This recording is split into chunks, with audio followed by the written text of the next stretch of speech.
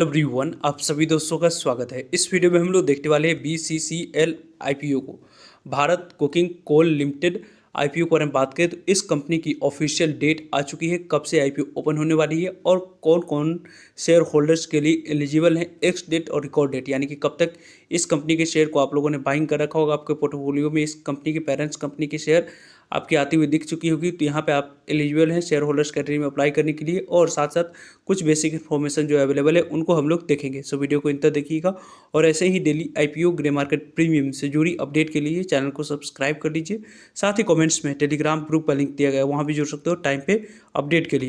BCCL limited company के बारे में बात करते हैं। Bharat cooking coal limited company, इस कंपनी के रिगार्डिंग कई सारे वीडियो में हम लोग डिस्कस किया था कि आप लोगों को पहले ही इस कंपनी की RC फाइल कभी भी किसी भी समय हो सकती है। उससे पहले इस कंपनी की पेरेंट्स कंपनी कोल इंडिया लिमिटेड कंपनी की एक भी शेयर जिन्होंने किए होंगे उनको यहाँ पे शेयर होल्डर्स कैटेगरी में अप्लाई करने की अपॉर्चुनिटी मिलने वाली है। शेयर होल्डर्स कैटेगरी में अप्लाई करने की अपॉर्चुनिटी इन सेंस में आप लोगों को यहाँ पे बेनिफिट देती है कि उनके बारे में बात करें, जिनको आपको आईपीओ में अलॉटमेंट नहीं मिलती है उनकी अलॉटमेंट चांस इंक्रीज हो जाती है दो तरीके से। एक तो आपको यहाँ पे स्मॉल एनआई कैटेगरी की बात करें या बिग एनआई कैटेगरी हो गई या रिटेलर्स कैटेगरी हुई, इनमें से किसी एक कैटेगरी में आप लोगों को अप्लाई करने की अपॉर्चुनिटी तो मिलती ही है। साथ साथ आपको शेयर होल्डर्स कैटेगरी में भी आपको अप्लाई करने की अपॉर्चुनिटी मिल जाती है। इन तीनों में से आपकी बात करते हैं तो यहाँ पे लॉटरी सिस्टम के माध्यम से अलॉटमेंट मिलती है और यहाँ पे आपको प्रोपोर्शनेट बेसिस पे अलॉटमेंट मिलता है। यानी कि इस BCCL लिमिटेड कंपनी में कोल इंडिया लिमिटेड कंपनी के एक भी शेयर को बाइंग किए होंगे तो यहाँ पे आप लोगों को शेयर होल्डर्स कैटेगरी के लिए यदि आप एलिजिबल है तो आपको शेयर होल्डर्स कैटेगरी में 13 लॉट मैक्सिमम अप्लाई कर सकते हैं। 13 लॉट में प्रोपोर्शनेट बेसिस पर 13 टाइम्स तक की आईपीओ यहाँ पे शेयर होल्डर्स कैटेगरी में सब्सक्राइब होती है तो वहाँ पे आप लोगों को अलॉटमेंट मिलने की चांस एक लॉट मिनिमम यहाँ पे बनती हुई दिख जाएगी। तो इसके कारण से शेयर होल्डर्स कैटेगरी में अलॉटमेंट मिलने की चांस आप लोगों की इंक्रीज होते हुए दिख सकती है। कंपनी के बारे में बात करते हैं तो यहाँ पे इस कंपनी की 2026 की पहली आईपीओ के बारे में बात करें तो यहाँ पे अपडेट आती हुई दिख चुकी है। Bharat cooking coal limited company की यहाँ पे जो ऑफिशियल डेट है वो आप लोगों को 9 जनवरी से आईपीओ ओपन होगी और 13 जनवरी इस आईपीओ की क्लोजिंग डेट है। वैसे भी इस आईपीओ के रिगार्डिंग आप लोगों को पहले ही अपडेट कर दिया गया था ट्विटर पे। ट्विटर हैंडल को ज्वाइन नहीं किया है तो डिस्क्रिप्शन बॉक्स में लिंक दिया गया, वहाँ से आप लोग ट्विटर हैंडल को ज्वाइन कर सकते हैं। वैसे इस आईपीओ में आपको अप्लाई करने की अपॉर्चुनिटी मिलने वाली है वो यहाँ पे 9 जनवरी, 12 जनवरी और 13 जनवरी, इन 3 डेट को इस मेन बोर्ड आईपीओ में अप्लाई कर सकते हो। और कंपनी की पूरी तरीके से यहाँ पे 46 crore 57 lakh equity of share promoters और एग्जिस्टिंग शेयर होल्डर्स अपने स्टेक को डाइल्यूट करेंगे।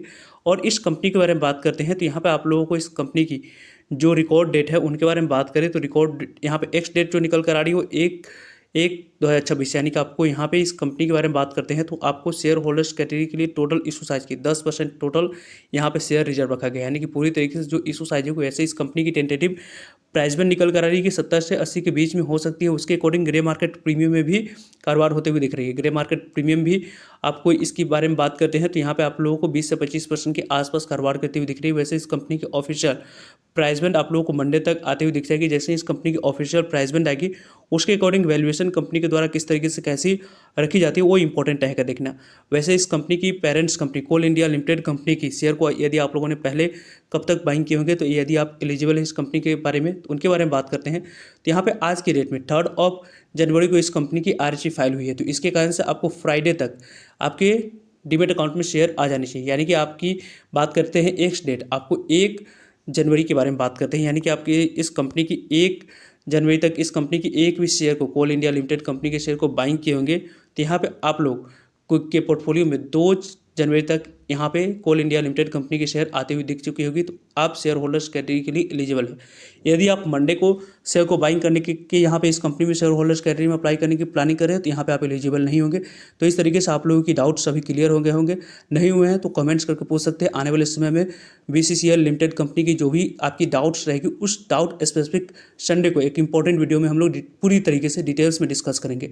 वैसे इस कंपनी के शेयर को जिन्होंने 1 जनवरी तक कोल इंडिया लिमिटेड कंपनी की एक भी शेयर को बाइंग किए होंगे तो यहाँ पे आपके पोर्टफोलियो में 2 जनवरी तक आपके शेयर आते हुए दिख चुकी होगी। अब जाकर इस कंपनी में आप शेयर होल्डर्स कैटेगरी के लिए एलिजिबल होंगे। वैसे भी आप लोगों को मेल आ जाएगी मंडे को कि आप एलिजिबल हैं या नहीं। वैसे आप लोगों को एलिजिबल हैं तो आपको मंडे तक आपको यहाँ पे मेल भी आते हुए दिख जाएगी। वैसे इस कंपनी के बारे में बात करते हैं तो आप लोगों की क्या ओपिनियन है, किस तरीके से कैसे प्लान कर रहे हो, कमेंट्स करके बता सकते हो। वैसे भी इस कंपनी के रिलेटेड हम लोगों ने कई सारे वीडियो में डिस्कस भी किया था कि आपको यहाँ पे बड़ी जो को इस कंपनी के द्वारा DRHP फाइल की गई थी और 9 सितंबर को इस कंपनी की सेबी की तरफ से अप्रूवल मिल चुका था। और वैसे भी इस कंपनी के बारे में बात करते हैं तो यहाँ पर टोटल इशू साइज की बात करते हैं तो रिटेलर्स के लिए 35% पोर्शन रिजर्व रखा गया था, 15% आपको NI कैटेगरी के लिए, 15% आप लोगों को यहाँ पे की बात करते हैं तो NI कैटेगरी के लिए 50%, QIB के लिए 35% रिटेलर्स के लिए। इन्हीं में से कुछ कुछ पोर्शन यहाँ पे काटकर 10% तक की बात करते हैं तो आपको रिटेलर्स यहाँ पे शेयर होल्डर्स कैटेगरी के लिए पूरी तरीके से रिजर्व पोर्शन रखा गया है। वैसे भी यदि हम लोग डिस्कस करते हैं तो इस कंपनी की पूरी तरीके से जो भी इशू साइज है वो पूरी तरीके से ऑफर फॉर सेल है। जो भी पैसा कंपनी रेज करेगी वो कंपनी के पास ना जाकर कंपनी के प्रमोटर्स और रजिस्टरिंग शेयर होल्डर्स जो है उनके पास से पैसे जाते हुए देखेगी। ओवरऑल इस कंपनी के बारे में टाइम पे आप लोग सभी अपडेट मिलते रहेंगे, सो जुड़ेगा ताकि आप लोगों तक अपडेट पहुंच पाए। फर्दर जो भी डाउट करिए उसके बारे में कमेंट्स करके आप लोग पूछ सकते हो। आई होप आपके लिए सारे इन्फॉर्मेशन यूजफुल है। वीडियो को लाइक, चैनल को सब्सक्राइब और शेयर करने के लिए आप सभी का धन्यवाद। मिलते हैं एक नए इन्फॉर्मेटिव वीडियो में, तब तक के लिए जय हिंद, जय भारत।